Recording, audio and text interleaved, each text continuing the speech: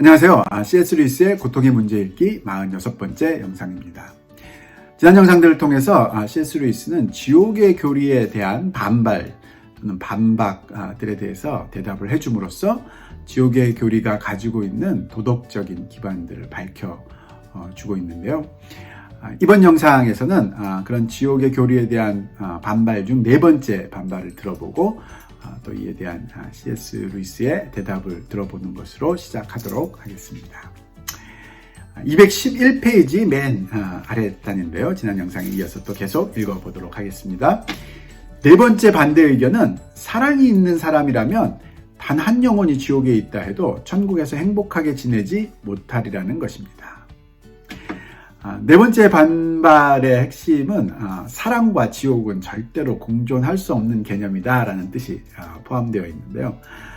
즉 사랑이 있는 영혼이 천국에 있으면서 지옥의 고통이 계속되고 있다는 것을 알 때 절대로 천국을 즐길 수 없다는 그런 식의 생각인 거죠. 이에 대해서 C.S. 루이스는 어떻게 대답을 하는지 또 계속 들어보도록 하겠습니다. 그렇다면 우리가 하나님보다 더 자비롭다는 말입니까? 이러한 반대 의견은 영국과 미국의 역사가 공존하듯 천국과 지옥도 단선적인 시간선상에 공존하고 있는 그림을 머릿속에 그린 결과 천국에 있는 자가 매 순간 지금도 지옥의 불행은 계속되고 있다고 말할 수 있는 것처럼 생각하기 때문에 생기는 것입니다.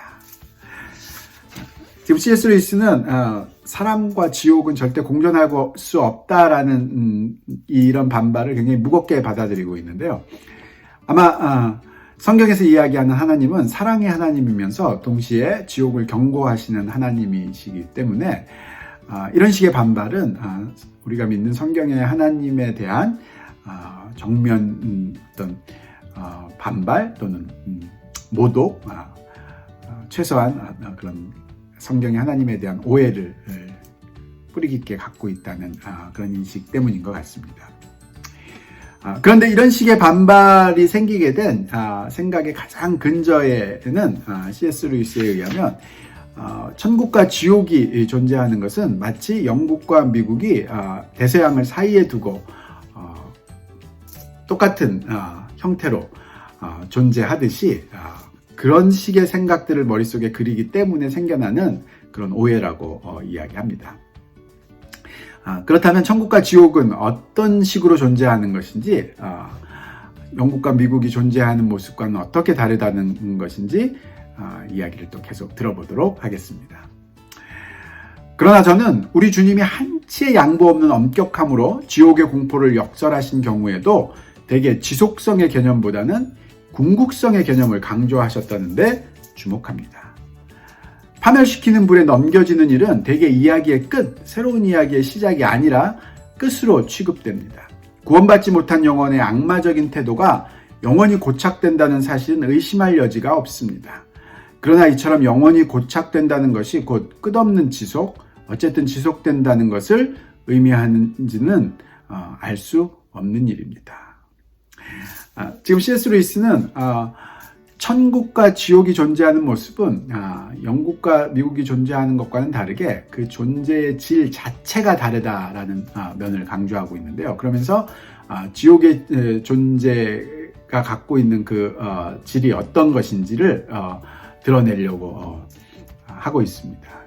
그러면서 예수님이 말씀하실 때 엄격하게 지옥의 공포를 말씀하시면서도 항상 강조하셨던 것이 지옥의 지속성이 아니라 지옥의 궁극성을 강조하셨다라고 이야기하는데요. 이 말은 파멸시키는 불로서의 그 지옥, 영혼을 파멸하게 하는 그곳, 파멸된 영혼들이 모이는 곳으로의 지옥은 이야기가 시작되는 곳이 아니라 원래 영혼이었던 자들이 어떻게 파멸이 됐는지 그 이야기가 끝나는 곳의 의미가 훨씬 강하다라고 이야기합니다. 따라서 지옥에서 파멸된 영혼들, 즉 악마성으로서의 자신만을 선택함으로써 영혼이 파괴된 그런 상태는 고착되어 있는 모습인 것은 확실하지만 그 고착이라는 의미가 지속성을 의미하는지에 대해서는 불분명하다고 이야기를 하고 있습니다. 그러면서 C.S. 루이스는 자기가 이야기하는 이런 천국과 지옥의 존재의 질 자체가 다른 면을 자신만 이야기하는 것이 아니라 다른 사람도 이야기한다고 하는데요. 그러면서 에드윈 베번이라는 사람의 이름이 언급되고 있습니다. 에드윈 베번은 C.S. 루이스 당시에 영국의 철학자이면서 역사학자라고 하는데요. 이 사람의 이야기도 계속 들어보도록 하겠습니다. 에드윈 베번 박사는 이 점에 대해 몇 가지 흥미로운 견해를 밝히고 있습니다. 우리가 지옥보다 천국에 대해 더 많이 아는 것은 그곳이 인간성의 본향으로서 영광을 얻은 인간의 삶이 함축하는 바를 모두 지니고 있기 때문입니다. 그러나 지옥은 인간을 위해 만들어진 곳이 아닙니다. 지옥은 결코 천국과 평행선상에 있지 않습니다. 지옥은 바깥 어두움, 존재가 비존재로 사라지는 바깥 테두리입니다. C.S. 루이스와는 다르게 에드윈 베번은 천국과 지옥의 존재의 질 차이를 이야기하면서 천국의 존재의 의미를 지금 강조하고 있는데요. 천국이라는 것은 인간성의 본향이라고 표현함으로써 인간성을 회복한 영혼들이 인간다운 삶이라는 것이 함축하는 바를 드러낼 수 있는 그런 요소들을 모두 가지고 있는 것, 그것이 바로 천국이라는 곳의 본질이다라고 이야기하고 있습니다. 그런 면에서 지옥은 천국이 가지고 있는 것이 박탈당한 곳, 그것이 없는 곳, 그래서 인간성을 회복한 영혼들이 가는 것이 아니라 인간성을 잃어버린 영혼의 파편들이 모여지는 곳, 그런 의미로 바깥 어두움이라고 성경에 쓰여 있고, 또 에드윈 베번은 존재가 비존재로 사라지는 바깥 테두리라는 표현으로 지옥을 묘사하고 있습니다. 즉 천국과 지옥이 이 두 장소가 그 존재의 질 자체가 완전히 다르기 때문에 천국에서 인간성을 회복한 영혼들이 지옥에서 인간성을 잃어버린 영혼의 파편들을 보면서 느끼는 감정을 사랑으로 정의하기는 어렵다라고 이야기하고 있습니다. 마지막 반발에 대해서 이야기하려고 하는데요. 이번엔 213페이지 맨 위에 줄부터 또 읽어보도록 하겠습니다. 마지막으로 한 사람의 영혼이라도 궁극적으로 잃어버리는 것은 전능하신 분의 실패를 의미하는 것이 아니냐는 반대 의견이 있습니다. 이번에는 지옥의 존재의 의미는 하나님의 전능성의 실패다라는 반대 의견이라고 하는데요. 재미있는 부분은 바로 이 반발은 지옥의 존재는 하나님의 사랑의 실패다라는 뜻이었다면 이번 내 반발의 의미는 지옥은 하나님의 전능성의 실패다라는 그런 식의 반대 의견이라고 이야기합니다. C.S. 루이스가 어떻게 대답하는지 계속 따라가 보도록 하겠습니다. 그 말대로 전능하신 분은 실패했습니다. 그러나 그는 자유의지를 가진 존재들을 창조하셨을 때부터 그런 실패의 가능성을 감수하셨습니다. 여러분이 실패라고 부르는 것을 저는 기적이라고 부릅니다. 자기 자신이 아닌 것을 만들므로써 어떤 의미에서 자기 작품에게 거부당할 수 있는 존재가 되신 것은 하나님의 위협 중에서도 가장 놀라운 일이자 상상을 초월하는 일이기 때문입니다. 지금 C.S. 루이스는 그 사람이 말한 대로 하나님의 전능성의 실패다라고 본다면 그럴 수 있다고 이야기합니다. 그렇지만 그것은 하나님의 전능성의 개념의 차이에서 생겨나는 것인데요. 즉 지옥을 반대하는 사람들은 하나님의 전능성이라고 할 때 그것을 자유의지에 의한 선택 또 막을 수 있는 그런 힘을 하나님의 전능성이라고 보고 있는 것이고, C.S. 루이스에게 하나님의 전능성이라는 것은 자유의지를 허락하시는 능력, 자유의지를 만드셔서 그것을 인간에게 허락해 주시는 그 능력이 바로 하나님의 전능성의 핵심이다라고 이야기합니다. 그러면서 그렇게 주어진 인간의 자유의지에 의해서 인간의 자유로 하나님을 배반하는 데 성공하는 것을 허락하시는 것, 그것은 우리가 상상을 할 수 없는, 상상을 초월하는 놀라운 하나님의 사랑이다라고 C.S. 루이스는 보고 있습니다. 그래서 하나님의 전능을 인간의 자유를 막을 수 있는 능력이라고 보는 사람들에게는 실패인 것이, 자신에게는 기적이라고 얼마든지 이야기할 수 있다라는 거죠. 그런 의미에서 하나님을 실패하게 만든 그런 지옥의 존재들이 가진 의미, 그 지옥의 존재들이 의미하는 바에 대해서 지금 이야기하고 있는데요. 계속 따라가 보도록 하겠습니다. 저는 저주받은 자들이야말로 어떤 의미에서 최후까지 반역에 성공한 자들이라는 것, 지옥의 문은 안쪽에서 잠겨 있다는 것을 믿는데 망설임이 없습니다. 이것은 그 혼들에게 지옥 밖으로 나오고 싶어하는 바람, 시기심이 많은 사람이 행복을 바랄 때와 같은 그 막연한 바람조차 없으리라는 말은 아닙니다. 그러나 그들은 영원히 선에 이를 수 있는 유일한 길인 자기 포기의 영역에서는 그 첫 단계조차 밟으려 하지 않을 것이 분명합니다. 그들은 스스로 요구한 무서운 자유를 영원히 누린 결과 자아의 노예가 됩니다. 그러나 축복받은 자들은 영원히 순종의 무릎을 꿇음으로써 영원 무궁토록 자유롭고 더 자유로운 존재가 됩니다.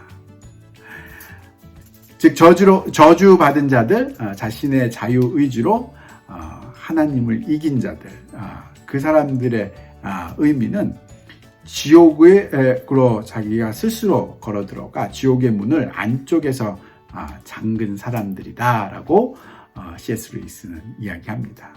즉 지옥은 하나님에 의해서 던져지는 곳이 아니라 내가 내 발로 걸어 내려가서 내가 안에서 문을 잠그는 곳이다 라는 것이 C.S. 루이스가 보는 지옥의 관점이라고 할 수 있을 것입니다. 물론 그런 영혼들이 지옥에서 나오고 싶다는 바람이 없는 것은 아니겠지만 그 나오기 위해서 자신을 포기해야 되는, 즉 자기 자아를 양도해야 되는 그런 길은 절대로 선택하지 않기로 결심한 것, 그것이 바로 지옥에 있는 영혼들의 본질이다라고 이야기합니다.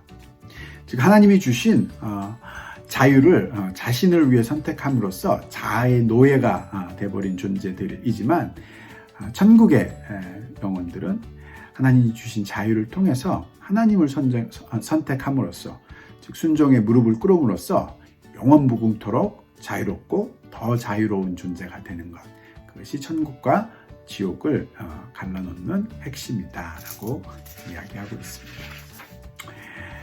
214페이지인데요. 결론적으로 저는 지옥의 교리에 반대하는 모든 사람들에게 주는 대답으로 다음과 같은 질문을 던지겠습니다.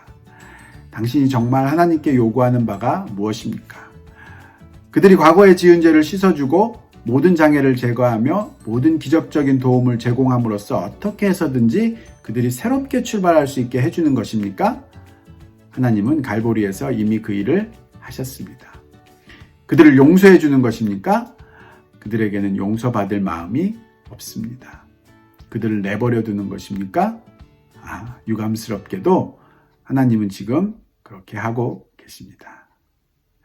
지금 C.S. 루이스는 지옥을 반대하는 사람들의 반박의 질문을 다른 질문으로 되반박하고 있는데요. C.S. 루이스의 질문을 통해서 지옥을 인정할 수 없고 지옥을 반박하고자 하는 마음의 핵심에는 하나님이 자신들을 내버려 두시기를 원하는 그 마음이 있다라고 보고 있습니다. 그런데 역설적이게도 바로 그렇게 하시는 하나님, 자신을 하나님 앞에 양도하기를 거부하는 영혼들이 자신을 있는 모습 그대로 내버려 두시기를 바라는 하나님이 내버려 두시기 때문에 그들의 자유로 지옥을 만들어가는 것이다 하는 것이 지옥의 본질이라고 C.S. 루이스는 우리에게 이야기해주고 있습니다. 한 가지 주의를 드리고 이 장을 마치겠습니다. 저는 현대인들에게 이 문제를 잘 이해시키기 위해 누가 봐도 악한 인물을 만들어내는 위험을 감수했습니다. 그러나 이제 그 역할이 끝난 만큼 그 인물에 대해서는 빨리 잊는 것이 좋겠습니다.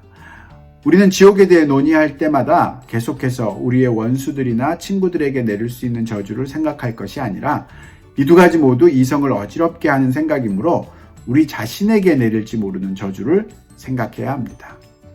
이 장의 이야기는 여러분의 아내나 아들에 대한 것도 아니고 네로나 가롯 유다에 대한 것도 아닙니다. 바로 여러분과 저에 대한 것입니다. C.S. 루이스는 지옥을 설명하기 위해서 누가 봐도 악한 인물, 즉 하나님에 대한 순종과 하나님을 향해 자기 양도의 의지가 전혀 없는 존재, 그런 존재를 어떻게 해서든 만들어 내서 지옥을 설명했는데, 이제 그런 인물이 누구인가에 대해서는 우리가 빨리 잊는 것이 좋겠다. 오히려 이 지옥의 의미를 통해서 우리가 집중하고 깨달아야 될 바는 우리가 하고 있는 하나님을 향한 순종과 우리 자신을 하나님 앞에 양도하는 그 행동의 의미가 무엇인지 그것을 깨닫고 새롭게 우리의 마음을 다잡는 것, 그것이 지옥을 이해하는 데서 오는 그런 효과이지 않은가라고 제안하고 있다고 보여집니다. 여기까지가 C.S. 루이스가 이야기하는 지옥에 관한 내용이었고요. 다음 영상부터는 제9장 동물의 고통에 대해서 다루어 보도록 하겠습니다.